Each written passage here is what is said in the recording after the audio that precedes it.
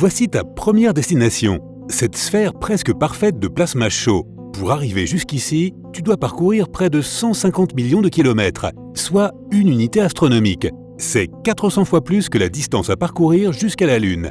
Plus tu te rapproches, plus tu es perdu. La surface du Soleil ressemble à de la terre brûlée, ou à du pop-corn caramélisé, au choix. Et puis soudain, tout devient clair. Ce motif est créé par le gaz bouillant qui entoure l'étoile. Chaque cellule individuelle que tu vois est en fait de la taille du Texas.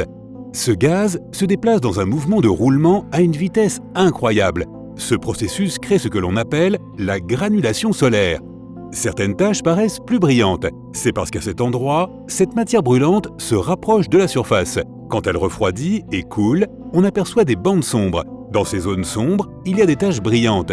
C'est comme cela que l'on peut démarquer les champs magnétiques. À vrai dire, tu préfères ne pas venir voir de plus près car la température à la surface du Soleil est de 5500 degrés Celsius.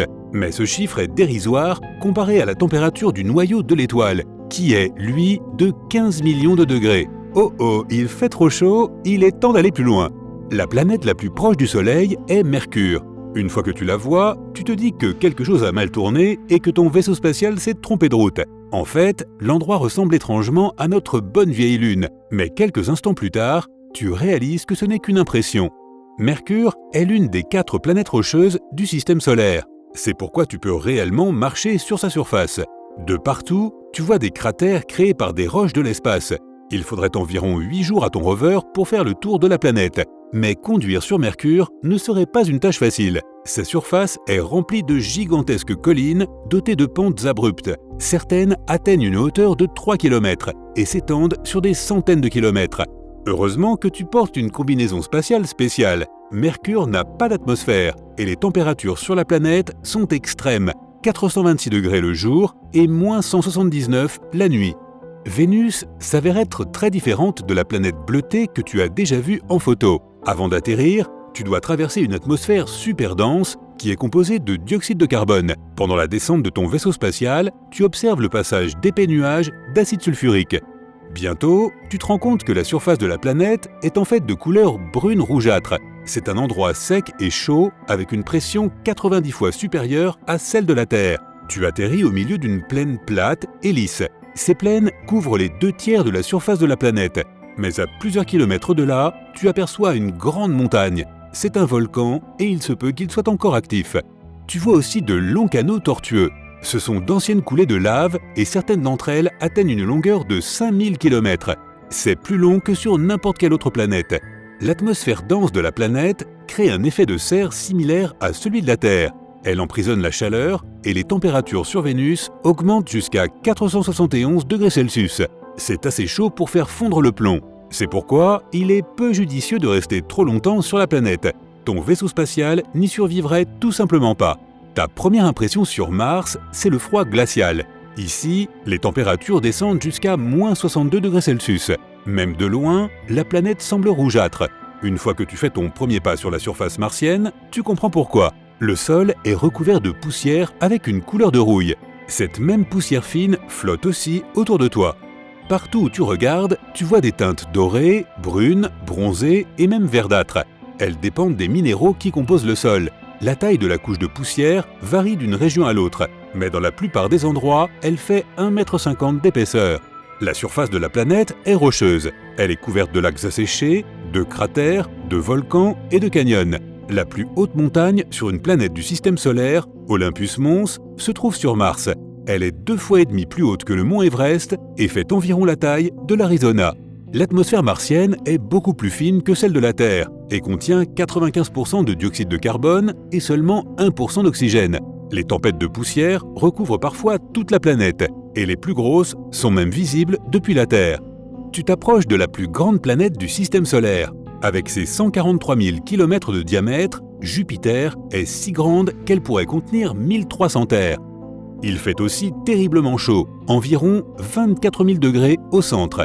Malheureusement, on ne peut pas vraiment se poser sur cette planète. Jupiter est une géante gazeuse dont l'atmosphère est composée de gaz d'hydrogène et d'hélium. Pendant ta descente, tu admires d'épais nuages bruns, jaunes, rouges et blancs. Ils donnent à la planète une apparence colorée avec des sortes de rayures magnifiques. Si tu continues à descendre vers le centre de la planète, tu verras que l'hydrogène devient liquide. Mais ce genre de plongée n'est pas dans ton programme. Tu es venu voir la Grande Tache Rouge. C'est une énorme tempête de la taille de notre planète qui tourbillonne. Elle fait rage depuis 360 ans. La couleur de l'ouragan varie du saumon pâle et du blanc au rouge brique foncé. Comme Jupiter, Saturne n'a pas de surface solide. Cette planète est composée principalement d'hydrogène et d'hélium, et sa température et sa densité changent au fur et à mesure que l'on va plus profond. Si tu décides de quitter ton vaisseau spatial et de marcher sur la surface de Saturne, tu tomberais tout simplement sur la planète. Mais vu d'en haut, on dirait que la géante gazeuse a bel et bien une surface. La sphère, d'apparence solide et brun rougeâtre, est entourée de couches de nuages. La couche extérieure visible est constituée de nuages d'ammoniac. En dessous, il y a des nuages d'hydrosulfure. Et la couche la plus profonde est constituée de nuages d'eau. En admirant la planète d'en haut, tu remarques sa caractéristique la plus célèbre, de superbes anneaux gris, beige et bronzés.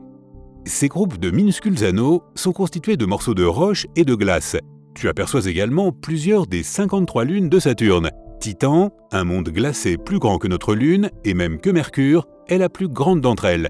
La planète suivante sur ton chemin est une boule bleu-verte de glace et de gaz. Uranus, la géante de glace, a cette belle couleur grâce à la lumière du Soleil qui se reflète sur la surface de la planète. La planète n'est pas solide. Si ton vaisseau spatial n'arrivait pas à s'arrêter à temps, il traverserait la haute atmosphère et s'enfoncerait dans son centre liquide et glacé.